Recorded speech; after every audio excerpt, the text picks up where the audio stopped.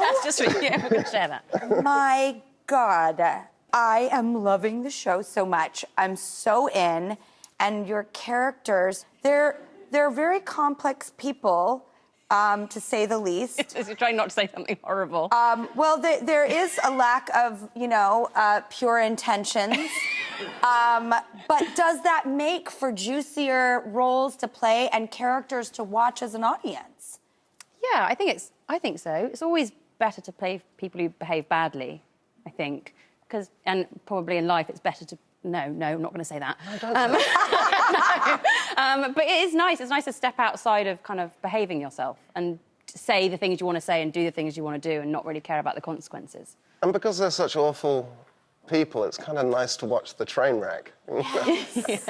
Yes, and yet I feel like I've been in that relationship where... I did have a little PTSD watching it, I kid you not, because I was with... Who was it, Drew? I'll never tell. Say it. I'll never tell, but I was in a relationship with someone where overnight I thought I was with one person and all of a sudden they were not that person anymore. Mm-hmm. And that happened. We had a relationship? What? No, but you are with someone who I'm also in love with. Jennifer Connelly is her wife. She is. Oh, my God! I love her so much!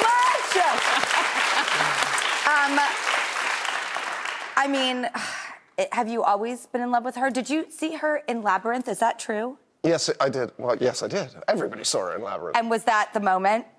Yes, but I don't think I was alone in that. I think every other 10-year-old boy had a similar sort of awakening, as it were. That's right. Funny enough, I think... This story makes me sound like a weird stalker. I was just going to say... And then 20 years later, having watched her comings and goings... I also loved her. Everything, and she's in the new Top Gun movie, which I've seen the trailer for 15 times. Yeah. The movie's fantastic. I've seen it. Did she enjoy working with Tom Cruise? She did. I mean, I think she was a little terrifying because he would say things like, so we're going to shoot this and I'm going to fly the plane and you're getting in the plane. And she's like, what? So I think that was a little terrifying. And what Turns about... out he's a great pilot. What about, Luckily. The motorcycle? Like, I see them on a motorcycle, and I can always tell that he is not tethered to anything. He is riding that beast into the sunset with no blanks given. What was... I mean, that must have been, terrifying and exciting, but, to let Tom Cruise just take the wheel. Yeah, I think it's sort of hard to stay looking glamorous at 80 miles an hour with wind in your eyes, Well, Jen, you look like you're crying. Yes, because it's 80 miles an hour and there's wind in my eyes. According to the trailer, she pulls it off. She does. And you are Vision. I am. I mean...